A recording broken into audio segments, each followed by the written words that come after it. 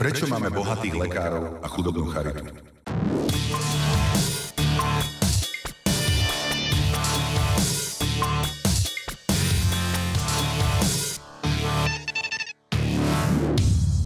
Nedávny kolaps hospicov sa ministerstvo zdravotníctva pokúsilo zvrátiť navýšením ich rozpočtu.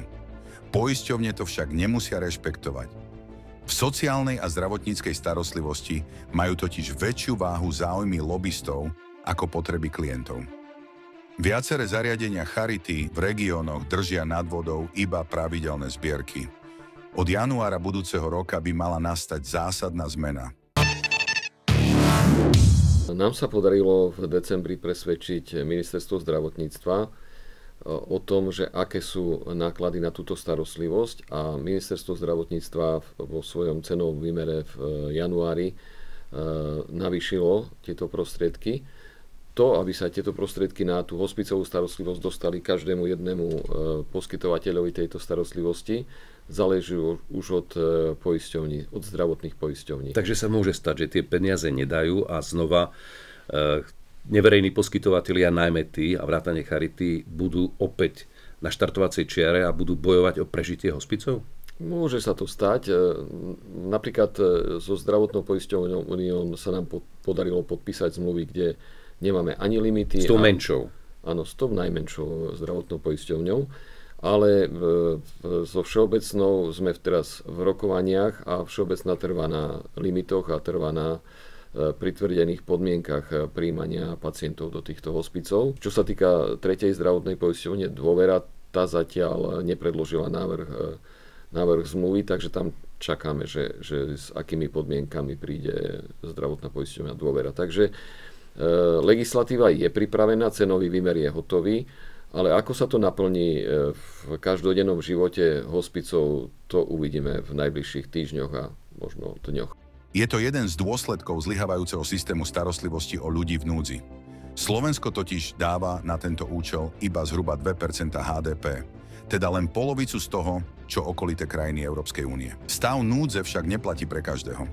Napríklad lekári si vymohli zvýšenie priemerných platov až na 4898 eur, čo je najviac zo všetkých postkomunistických krajín.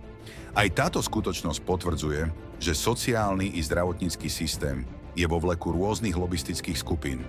Naozaj naliehavo potrebujeme systémové zmeny a nielen ústupky tým, ktorí najviac kričia alebo sa vyhrážajú. Zmena začne bežať od 1.1.2026, ale to bude len skúšobný rok. A tie naozaj zmeny, ktoré už budú definitívne, by mali byť od 1.1.2027. Čiže veľmi zjednodušene pomenované, ako keby sa viac máme prikloniť k tomu rakúskemu modelu.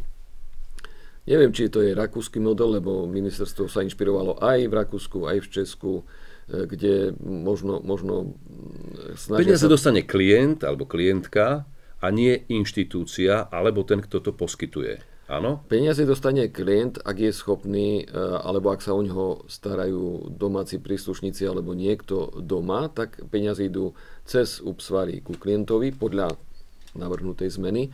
Ale ak ten človek už nie je schopný, alebo nemá sa kto o ňoho doma postarať, tak tie isté peniaze, alebo časť z nich ide potom ku poskytovateľovi sociálnej služby. A tu už je jedno, či to je verejný alebo neverejný poskytovateľ. Kto rozhodne o tom? Myslím si, že klient sa rozhodne, kedy je pre ňoho lepšie byť doma a aby sa o ňoho niekto staral. Táto zmena má teda priniesť väčšiu slobodu klientom, čo je v zásade správne rozhodnutie. Podstatný problém však ostáva nedoriešený. Dnes sa dáva do sociálnych služieb zhruba niečo cez 600 miliónov eur.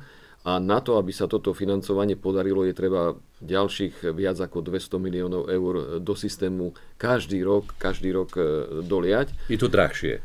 Je to drahšie. Je to drahšie, však aj to, čo teraz zažívame, stále hovoríme o tom, že v systéme je nedostatok financií.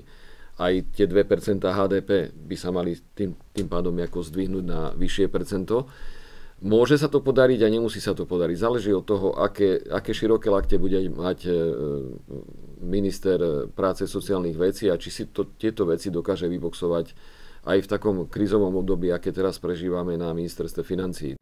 Inými slovami, stále hrozí, že zámer pomôcť ľuďom v núdzi znova zlyhá.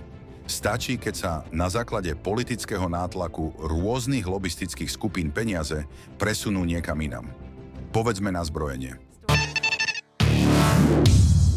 Do radu fatálnych zlyhaní v sociálnej starostlivosti možno prirátať aj obrovský investičný dlh v zariadeniach krízovej intervencie, ako sú napríklad útulky pre bezdomovcov či zariadenia pre osamotené matky s deťmi.